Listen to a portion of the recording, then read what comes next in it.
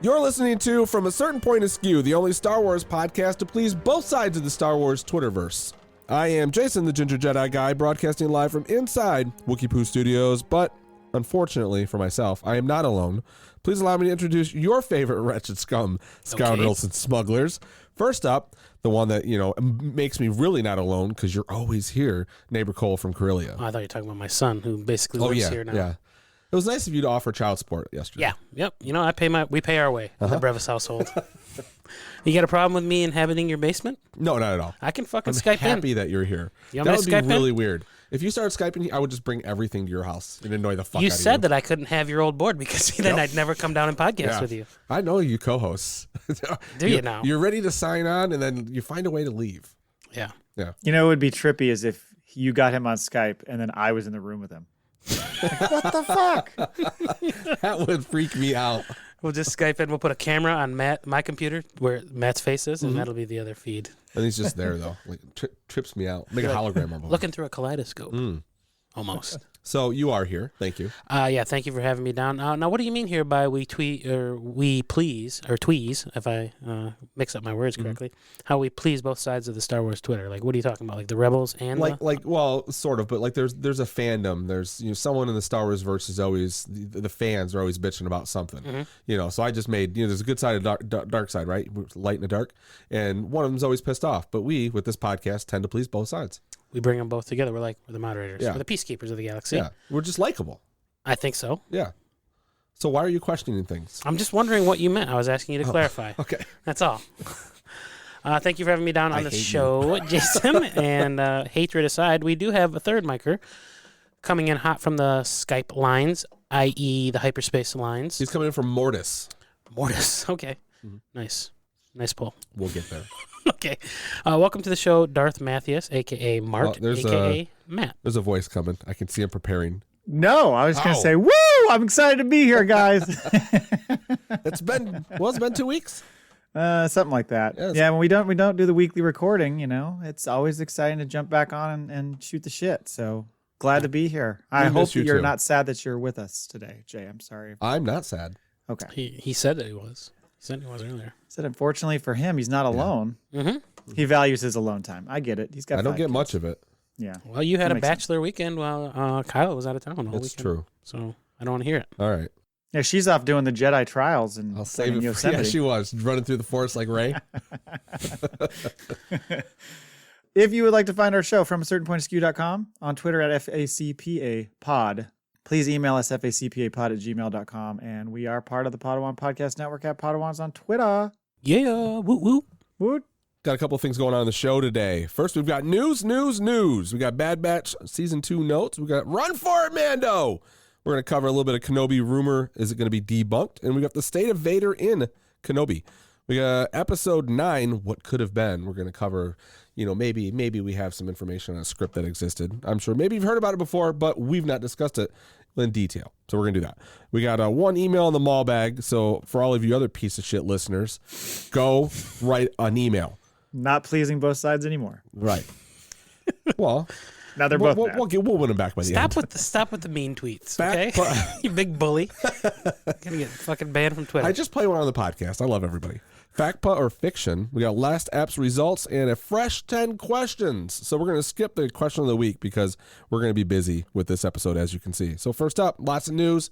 Hit us, Matt. So since I'm always bitching about the fact that we have zero information about the Bad Batch Season 2, I thought I would surface a little bit of info. Came out a couple weeks back where Kevin Kiner, who scored the Clone Wars, Rebels, Bad Batch, he and his sons, Sean and Dean, who work with him on all that, they were on a live stream for a charity with the Convor Call and shared a few interesting nuggets about the show. I don't know how much they were supposed to share, but they said they have been working on the score for Season 2 for a long time, along with Season 1. Like, they kind of never stopped. Oh, wow. So they were even saying, like, we're not sure sometimes which score goes with which season. Like, they try to figure out exactly the sequence. Yeah, they're trying to figure out exactly the sequence of what goes with what.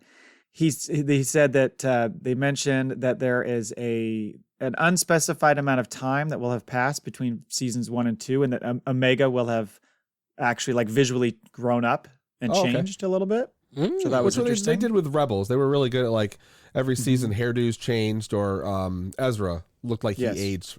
His age progressed per season. What if they mix up all the tracks and you get all the season 1 stuff on season 2 and vice versa, and they just have to hit shuffle, and you get what you get with the soundtrack?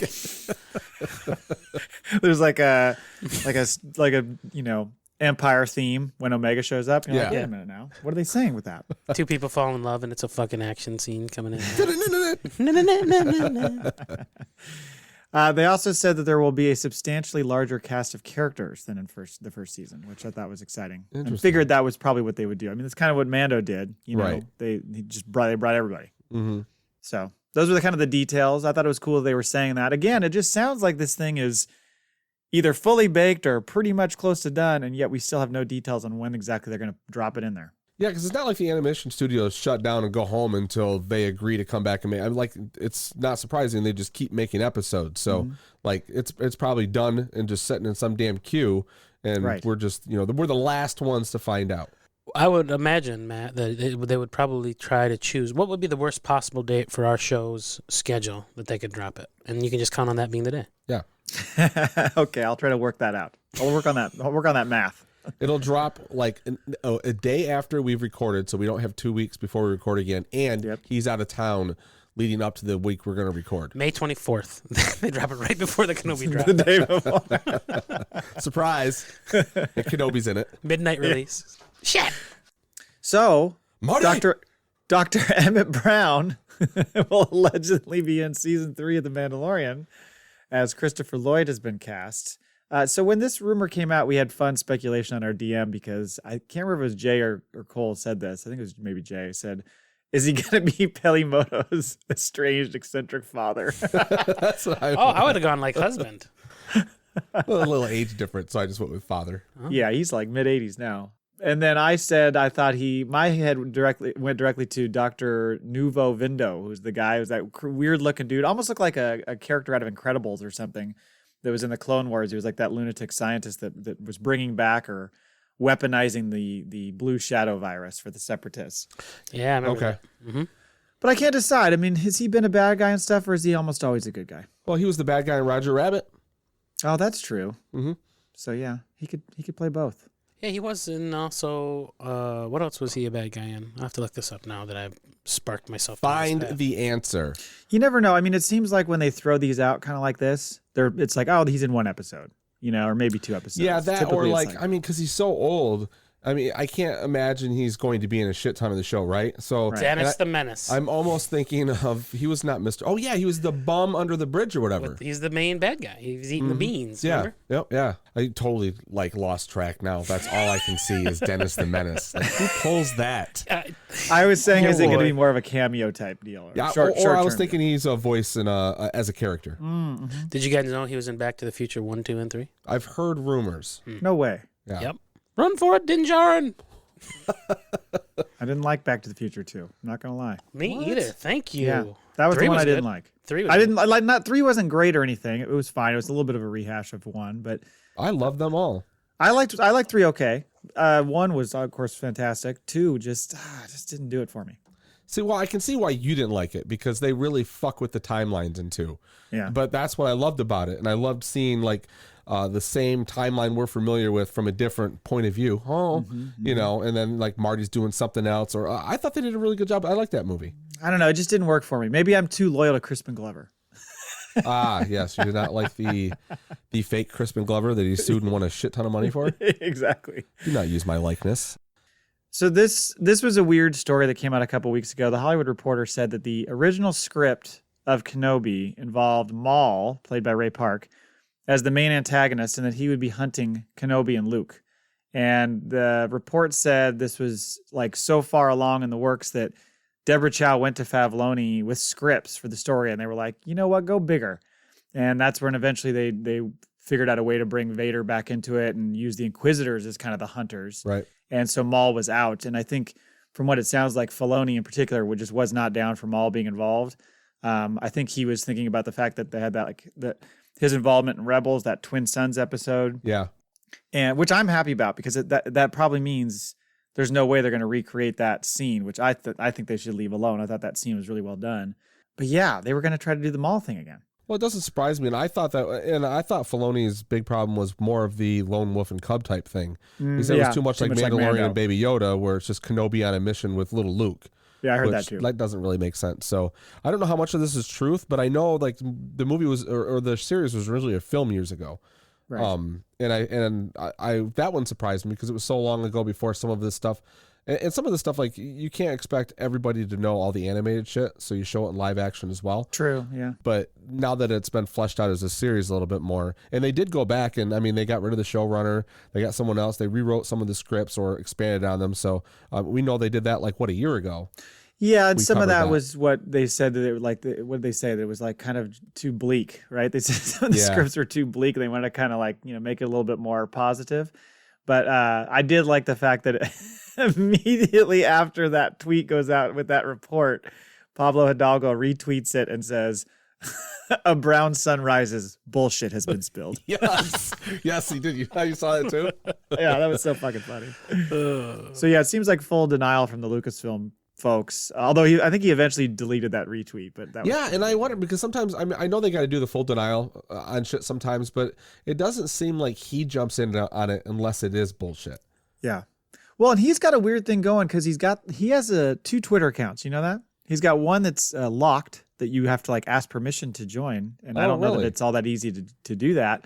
Then he has one that's like the public version that he sometimes tweets out stuff. So it's odd. I'm not sure. I didn't know he had. Are you into the locked one? I'm not in the locked one. I haven't even tried. I guess I should try to follow him to see if he'll accept us. Yeah. But yeah. Does he know about our podcast? He probably would be like, okay, well. He's like, hold on. These guys do a Star Wars podcast? Fact book? You're the guys. Okay. Heard a lot about you. To the front of the line, Matt, J. Either way, I'm glad they're not using Maul. I think you save him for maybe some sort of Kira or Solo sequel type series, something with that syndicate. I don't think you need to use him in this series with Kenobi. I mean, none of this surprises me because we know a few years ago Maul was like be all over the place, right? Right. So, and I don't know if he would have been the head bad guy, but it would have made sense for them to do like, well, I guess they couldn't have done much flashbacks because I mean he ran into him twice and we've seen both times. Right. I just don't think there's anything more you need to add on to it. Right. So I don't know. Finally, the last thing I was going to mention was that Deborah Chow did a recent interview with Entertainment Weekly, and she was kind of talking about some details of the series, the Kenobi series. And one of the things she started saying was she was talking about how like series are great because they're really good for longer storytelling, and you can do these character studies and really like flesh out a character, kind of like they did with Boca Boba, much to some people's chagrin. Is that what she said? She didn't say that. I'm saying that. He's just trying to needle me. That's all it is. But she was like, so it made it important to include all the most important members of Kenobi's life in this as part of his character study, which is kind of why Anakin has to show up. Sure, and I think that's why some of the stuff will be flashback because it's showing like formative stuff with him and his relationship with him. But she also said that when it comes to Vader, quote, it's very similar to Obi-Wan in the sense that he's in between these two trilogies. So he isn't the New Hope Vader yet. So we are with the character sort of in the middle of this period. It's still Vader, obviously, but it's a Vader that isn't quite as fully formed as A New Hope. Oh, okay. So I thought that was interesting because I think what that probably means is you're going to get because we saw Anakin / Vader in Rebels, but that's like 4 or 5 years after when this is going to be set. Mm-hmm. So there's a gap there. So I'm guessing he's still just like an angry motherfucker, and he could be like at the height of his like power. Yeah, as far as the most badass. Oh, well, I was gonna say this is years after we saw him in Rogue One. Mm-hmm. This is before Rogue One. Rogue One is like the year before A New Hope, or right up to A New Hope. So this is 10 years prior to that. So Luke was probably like what? How old was he in A New Hope? 18, 17? No, he's 16. 19. I thought they were. So he was probably 16, 18 during. No, because New Empire Day is 19 BBY. Mm-hmm. And that's when he was born 2 days after Empire Day or whatever. Okay. All right. And then he well, because he's as old as Ezra. He's the same age as Ezra. Oh, that's why he knows. And he's 10 in this, and that's 9 years basically before A New Hope. How old is he compared to Toro Calican? Who cares? Just threw me off my game right there, didn't you?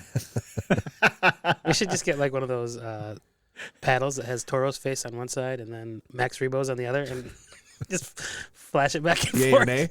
We should have a Max Rebo and a Toro Calican jar. Like you have to put in a quarter every time you say it. Yeah. We'll see who comes out ahead. Yep. But I mean, we're obviously going to get flashbacks, which is what I'm real excited about. So we'll see. But I just thought it was interesting that she's just kind of throwing that out there, like, hey, this is not going to be quite the Vader you've seen before. I like that idea, and like I think you touched on it a little bit. I feel like right after Padme's death, end of episode 3, going into this Kenobi series, he's going to be at the fucking height of his angst, madness, fucking crazy. He still hasn't. And then I think the Vader you actually He's still trying to figure out those robo legs too. Well, yeah, he's learning to walk. Yeah, It'd be wobbly. we're in Vader's toddler years. It's very, very awkward. You just get a vision of him like fucking with the physical I don't want therapist. to eat my applesauce, Dad. Fucking chucks him at the hologram. Or him like doing that toddler thing where you fall down your butt and then there's like the slow cry. Don't cry. You're fine. I'm trying to get this fucking vision I've had, and you guys just keep throwing new ones in. I was thinking of like him walking the fucking poles and a physical therapist. Like, there's this fucking physical therapist at the end. He's like, "You can do this, Anakin," and he's like, "I don't want to," and he's fucking trying to like what's his face at the end of Raw Deal when he's learning to learning to walk again. Yeah. They're like IG-11 robots, but like the camera pans back and there's like 18 of them dead on the ground because every time he gets mad and doesn't want to do it, he just slices it in half. And he's got to get a new therapist. They stopped sending human physical therapists in after the 15th one. Killing too many of them. I do like the idea of the fact that he's not fully, like, you get the episode 4 Darth Vader, who's the biggest bad guy that you've ever seen on screen up until that point in film history. He's kind of a bit more subdued, and he could really go buck wild on his tantrums, on his destroying. Every time something doesn't go his way, I feel like a conference room somewhere gets crushed. How many Star Wars viewers are in for more of the Skywalker lineage throwing temper tantrums? Because he's still going to be the asshole, and that's what we. Are we wanting to see that again? But it's the Vader asshole version now. It's not the Anakin version anymore. How dark of an asshole do we want to see? Oh, that's just nasty. Yeah. Bleach that shit. Bleach it. Sorry. Anyway, anything else on that? No, I think we've covered that. Okay. We're going to see Christopher Lloyd bleach Anakin's asshole. Run for it, Vader! Great Scott! There's a lot of hair. That's like a fucking Jawa with his cape off. Sorry.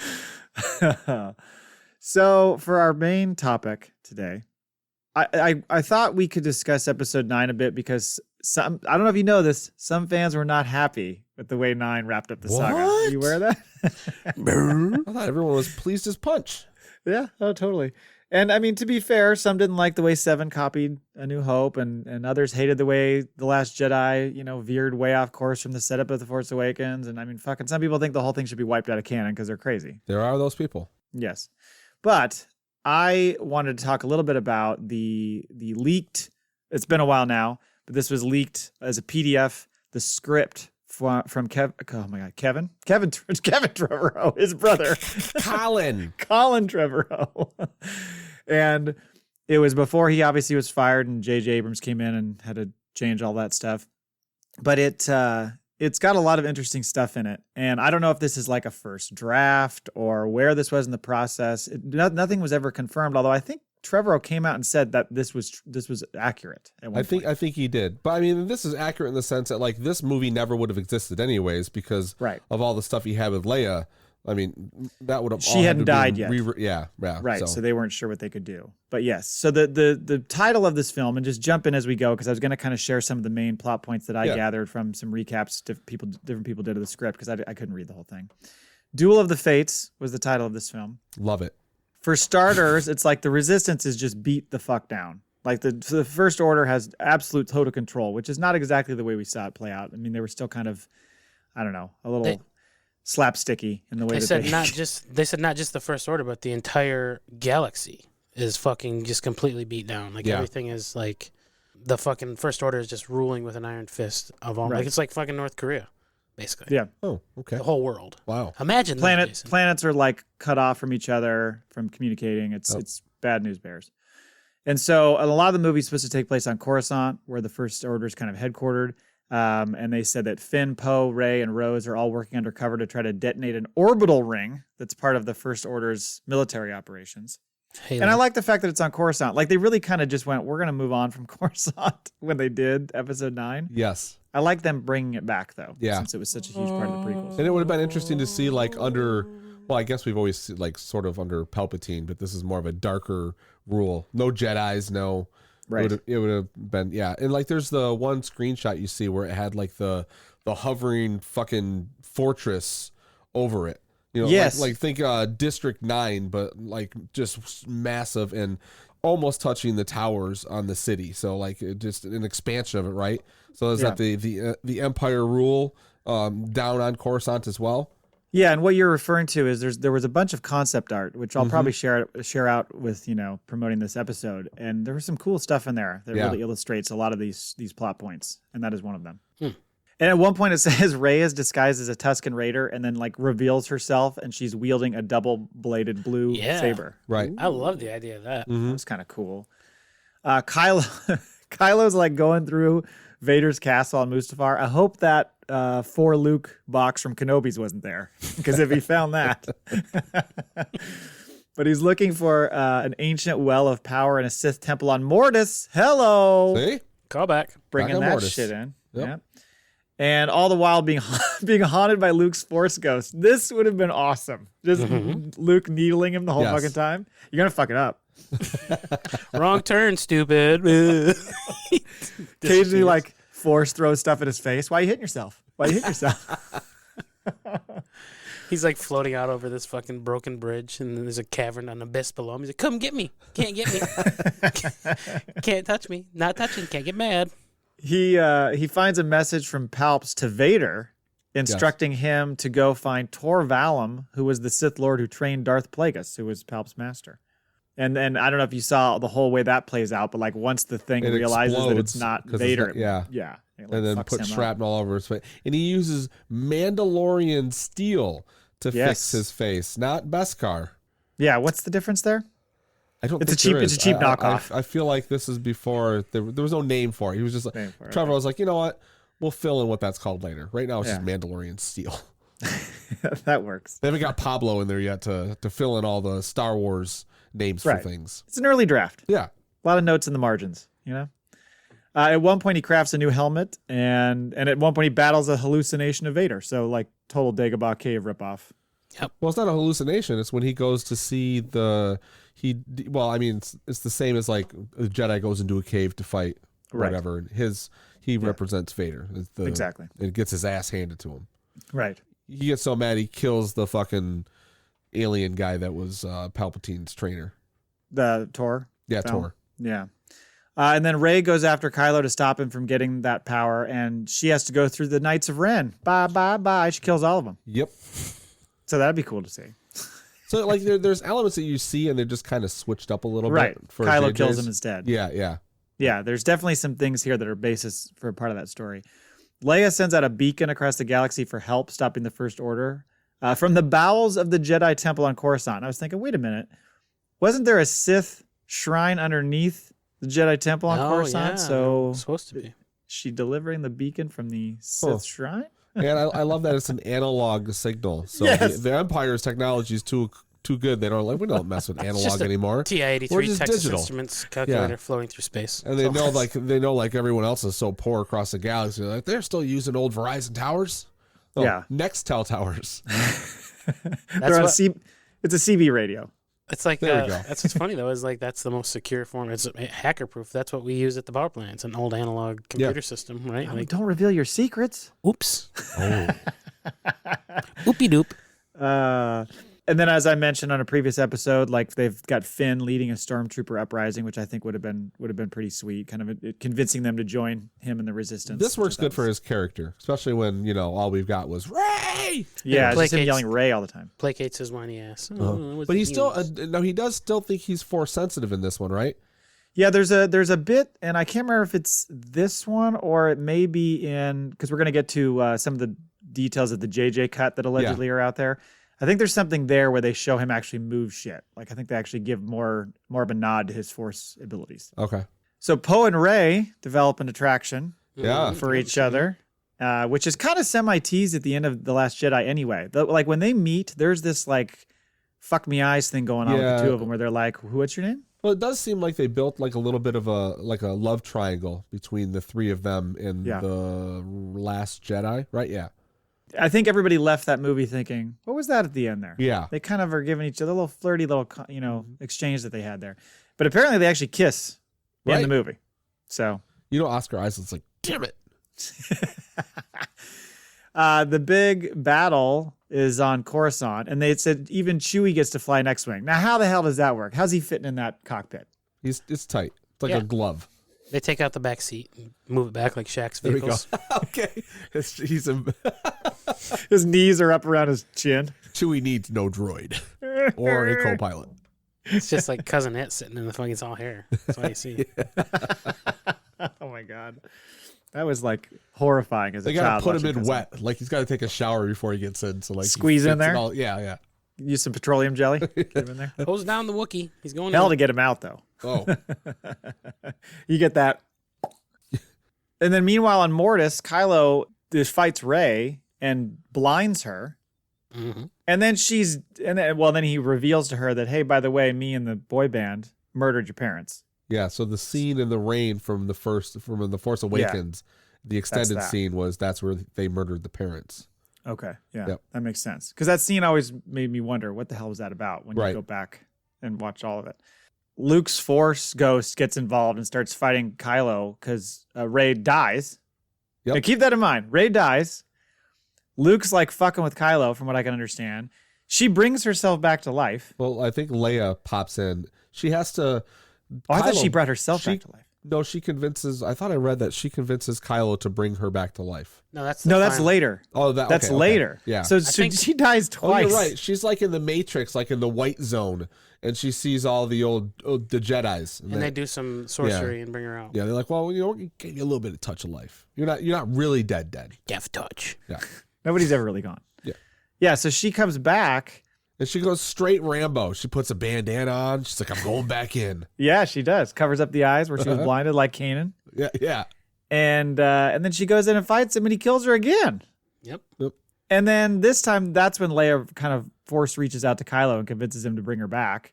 And he does, and then dies as Ben Solo. So that part is similar to what we see in Episode 9 as far as him saving her life. Because that's one of the things he learns by Tor, what's his name? Valum? Yeah, Tor Valum. He learns how to use the Force to pull energy from something else. It usually kills them, but heals him. Gotcha, so then, okay. Now she's aware, so she tells him, you got to do it different, but then this like takes all of his that'd be powers cool away. to see. Yeah. Yeah, I just love the fact that she keeps dying. Like, nope, and dead. And I like the fact that she's rolling in Luke's fucking outfit from Return of the Jedi in the screenshot. Yeah, I mean, it's just An homage. an artist image, but I'm like, why is she wearing the black with the fucking gray flap over it? I mean, she's wearing his outfit. That's kind of weird. Yeah, she found it. She fits because It's like he's a Lando little guy. when he took over the Millennium Falcon, starts wearing Han's fucking gear. There we go. That's right. He's Remember got that? That's right. Are he you wearing does. my clothes? He didn't have any of his clothes anymore. He had to change it to something. He needed a fresh set of something. And Han had like 10 of those outfits. Yeah, just all lined up in the closet. Couldn't hold one of his capes. No, not even one. He also reveals to Rey that her last name is Solana. Yeah. Okay. Where'd you pull that one out of? Heiress Kevin? to the Solana diamond fortune on Jakku. I don't know. There we go. And then in the end, there's like an insurrection from the inhabitants of the lower levels of Coruscant that kind of helps the resistance defeat the First Order. And also Lando comes in with like a shit ton of pirates to help the fight. So I wonder if we would have got Hondo in that action. So it's sort of the same as where Lando shows up with everyone at Exegol. Yeah, Except for there's more this of time, us. he's just bringing everybody to Coruscant. Yar. And then isn't Rey and Rose, or I'm sorry, Finn and Rose are kind of the leaders of bringing everyone up to the battle. And this is where what's-his-face commits seppuku. Seppuku. Yeah, stabs himself with a lightsaber. With whose? An ornamental lightsaber. Oh, Ma- I didn't see whose I lightsaber. think it was Mace Windu's. He became like the new No, it's a red General Grievous. saber. It's a red saber in this He image. was collecting old Jedi gear, and then he decides to fucking kill himself with one. I don't know if you heard me, but it's a red saber. Oh, well, I'm In just this telling you, image. I heard it was Mace Windu's. It was an ornamental That's all lightsaber. I've heard. I think it was specifically Wouldn't any crafted. of them be ornamental if you took it and put it on a wall? That's my ornament. I mean, I think if it's an ornamental lightsaber, it's crafted as a display piece, but maybe functional only once, i.e. you kill yourself with it. Okay. Kind of like what the samurai would have their own. I'm going to go with this. I ornament. like this idea. And then it's over. Then you just have to throw it in the garbage. Yep. Use once and then Along dispose. with the body that it killed. Exactly. It's all one piece. Just throw it in there. It actually hardens, so it's like it doesn't turn There you off. go. It just sticks in there. Oh, man. There's an award ceremony where Finn, Rose, Poe, and Chewie get medals, but no sign of Rey. Right. We're led to believe she dies until the end credit sequence. Right. The end credit sequence is her on some planet called Modesta, where she's starting to teach like the next generation of Jedi. Yep. And she's got her sight back, I think. Doesn't she's it like somehow- it goes across and shows like Broom Boy and everyone else that I think led to Broom Boy believe- was involved yeah. in that. Yeah. They're all drinking the Modesta beer. Yeah, exactly. It's pretty wild. Like you said, There there's some parallels to what we do see, but there's a lot of shit that's way different. So it just makes you think: is that what JJ was handed and was like, okay, yes, cut. And like, was there like what pages had just had red marker from Kathleen Kennedy on it? Don't This fucking needs to do go. this. Yeah.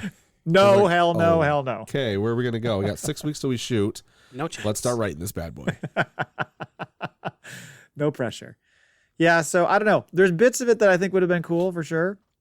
You know, like I said, I like involving Coruscant. I like the expanded role of Finn. I'm not.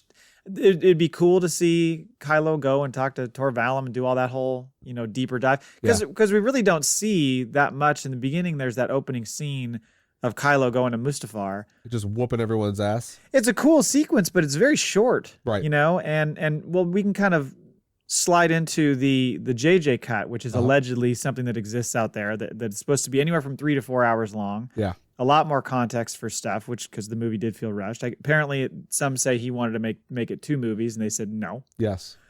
Because they just had so much of a story to tell and wrap up.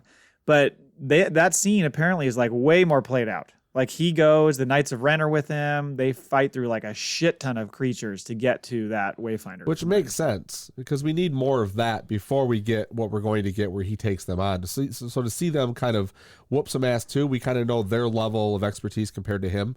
Yeah, you never see them do anything except get beat down. Right. There's a series for you right there, the fucking Knights of Ren, that whole fucking process. And J.J. Abrams at once said that he thought that'd make a great show because I think he even said he had like their story, like he knew what it was. Well, much for that. And there was a big complaint because like in Trevorrow's there were some characters died, and then in JJ's like no one really got harmed.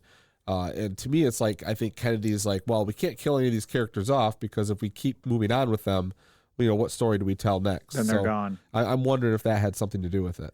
Could have let C-3PO go. Yeah. I'll tell you what, that little image of C-3PO like putting his head down on R2. Yeah. I was like, that kind of got me in the feels, even though as much as I hate him. Just seeing the droids. Well, isn't it? Was it R2 is gone in that They one, say right? he gets destroyed and then rebuilt. Yeah. Yep, in the Trevorrow. Yeah, he gets We fried talked about that a couple somehow, weeks they ago bring when I him was back. Yeah, you can't kill R2. Okay. No, he gets to stay. I love how like when they're having this celebration at the end, he fucking puts a hologram on the wall and starts showing the original Star Wars battles. Like, wow. What? Hey, look at this. We're just gonna. That's one of the things I was reading. I was like, why would he do that? Highlight reel. Yeah, exactly. He's doing analysis. And Luke's like, fuck off. This one's, you know what I mean? Like doing like the sportscaster type vibe to it. This is Booyah. where you took off Wedge, remember? Remember? Or was it Wedge or was it Yeah, Wedge took off. Yeah, you're no good back there. Yeah. Sorry. He's in the background. And Han Solo says, not so fast, my friend, and blows away. There's a Han Solo bit in this too, where he comes back and talks to his son, I believe. What's interesting is in the JJ cut stuff. So a couple things. One, as I mentioned, the opening scene is way longer. Ewan, Hayden, Samuel Jackson were all meant to appear, not just be voices. They were actually supposed to appear as Force ghosts. And like in that final scene with Palps. And you've seen, I think, there's a thing on YouTube where it shows all the Jedi around Rey.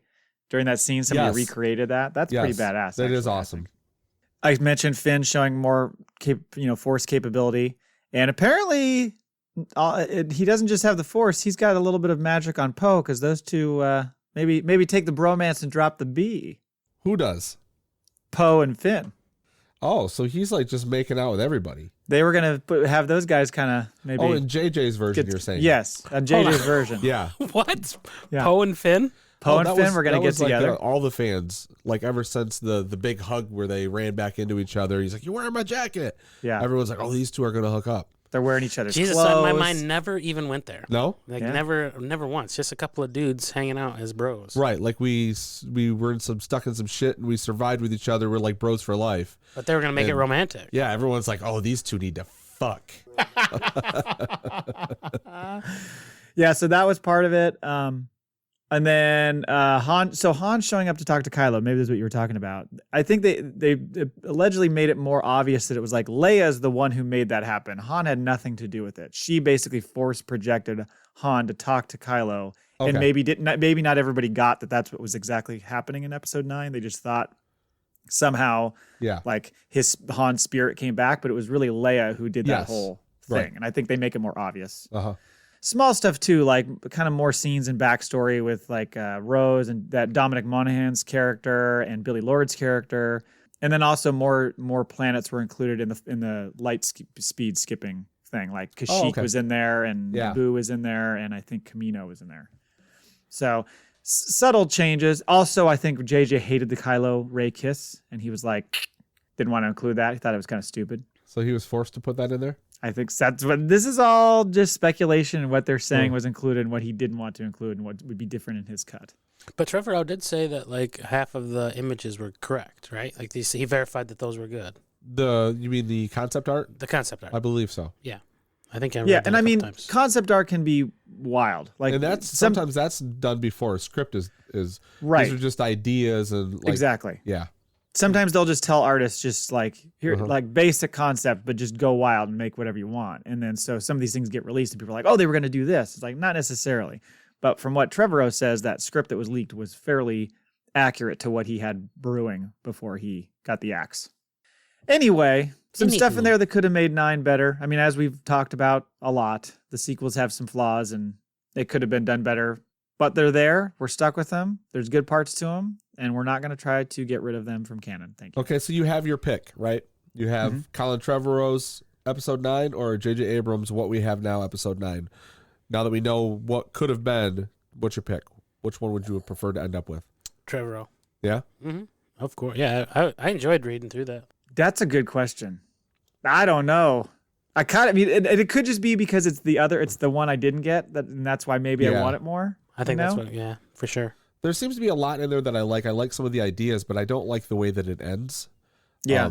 And I think JJ wrapped it up better. Also, like, everyone hates the idea of Palpatine, but I mean, people were talking about that was a possibility in episode 7, right? So all of a sudden when he does come back, now I get the line like somehow Palpatine came back, you know, and that was kind of a throwaway thing, but that didn't anger me as much because he was sort of the catalyst for all of it anyway. So to kind of bookend back with him, and there needed to be something bigger than Rey and Kylo's, you know, love-hate relationship, you know. Yeah, there needed to be something that was kind of an overall thing. I just think that, like you said, it would be interesting to see what J.J. Abrams has on the cutting room floor to make this all bigger.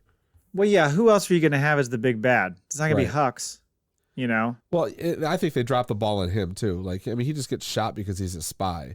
Like, you know, it's interesting as, like, who Rian Johnson and JJ found to be expendable characters in the trilogy. Because, you know, like, JJ kind of builds up this, you know, Phasma looks cool, all this shit. We don't know if she is, but the book's pretty incredible from what I hear. But then, like, you know, she just gets her ass handed to her and dies by Finn. Yeah, Snoke too. But I mean, that's like, I like the idea that they're still teasing stuff. Like in The Mandalorian, we're seeing things. So, yeah, I mean, it doesn't all have to be fucking like spelled out right there for us because it's kind of fun to go back throughout the years and the way they're doing things. So, I don't know. But I'm not the one to like complain about every minute detail either. Well, and it was funny because Palpatine returning, I can understand why some people would be put off by that. Like, really? We're going back to the well there? But the line that he delivers, Poe says somehow he returned. What is he supposed to say? Right. Hey, guys, so I know all the details. He set this whole plan in motion. He did this. Of course he wouldn't know how the fuck he returned. He'd be like, I don't know how, but that guy's back. You know? And also, like, throughout all of these, the animation, the movies, everything, he was always one step ahead. You know, and the whole cloning thing, all this, it kind of makes it like, it's not like inconceivable that there'd be some version of him. Yeah. Poe should have been like, that motherfucker is back. I don't know. I don't get it. He's found us. I don't know how, but he found us. Run for it, Vader. Oh, shit. Well, that's that. Anybody else have thoughts on episode 9? Please let us know. Reach out to the show. What did you think? Would you like the Trevorrow script? Yeah. Over what we got with JJ? Tell us. It's time to go to... Hello there. You've got mail. Kenobi!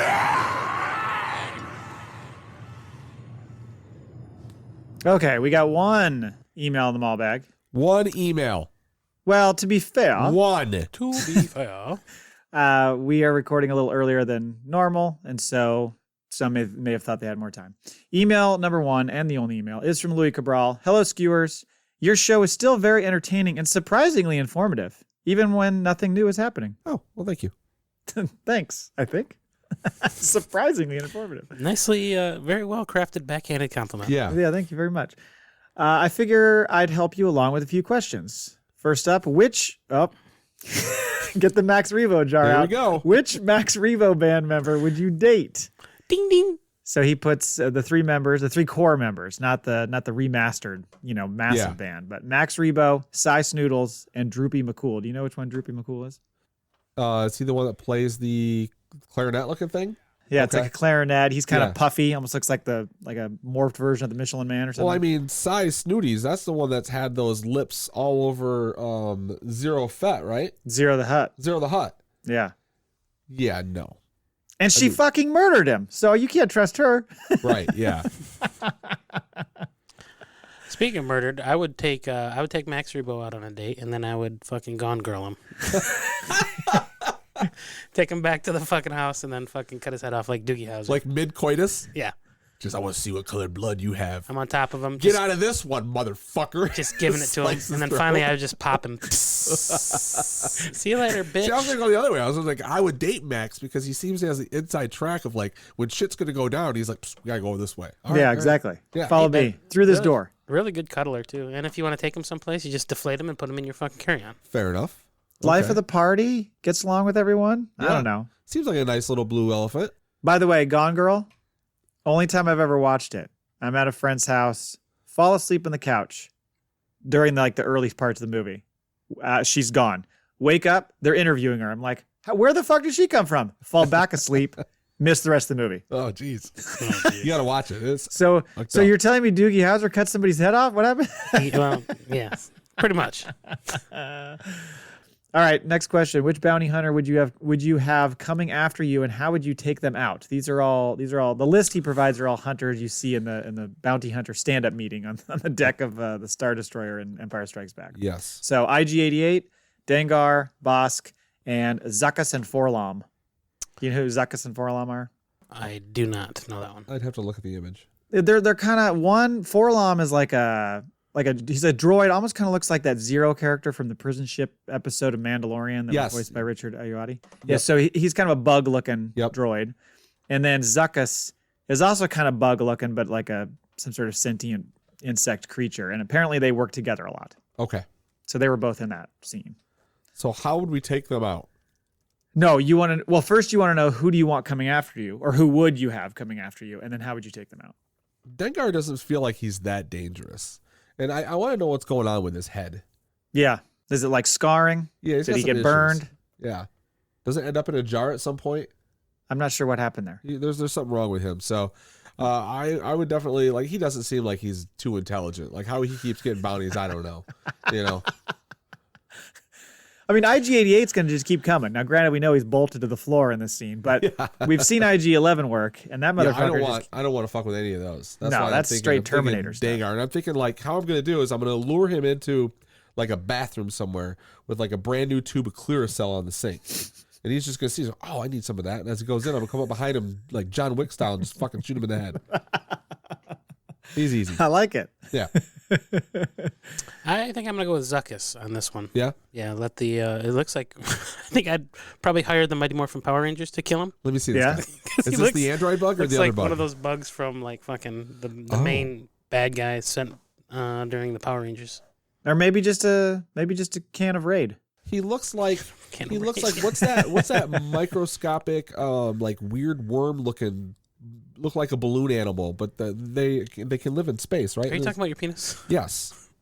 You know what I'm talking about? What is this? It's like it's not a bacteria. It's something. They look like something in real life, not in the Star Wars it world. looks like a little space alien, but it looks like a balloon animal with that little fucking sucky snout thing. That's what it looks like in a pair of overalls.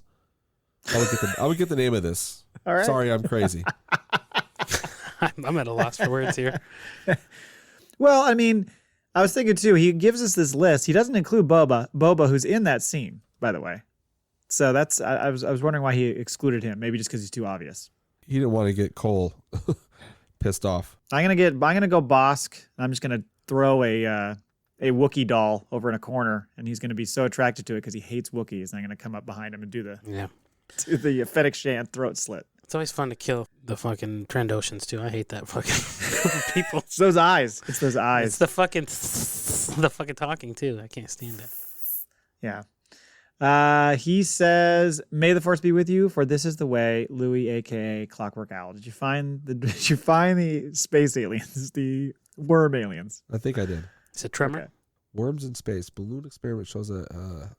Hold on, just keep going. Well, that's the end of the Maul Bag. Are we at the end of the move show on to here? the next section. What is this? We have one more called? thing to go. I don't know what it's called. Don't worry, I'll edit it down. Question of the week next week.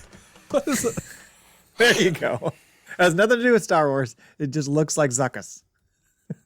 Is it like an amoeba? That's not. I don't think it's like a worm. It's not a worm, but it's. Oh, what the fuck is that goddamn thing?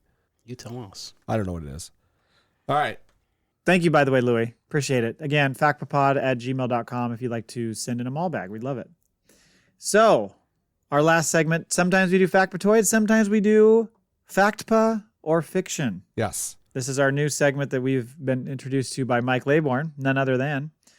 And he sent in 10 questions last time on our episode, and we answered them. So I'm going to just do a quick review of those. So last episode, here were the questions with our answers. And he went through and scored them, and we'll get to that in a minute. George Lucas did not attend the premiere of Star Wars as he was on holiday with Steven Spielberg. Jay said true. Cole and I said false. It is true.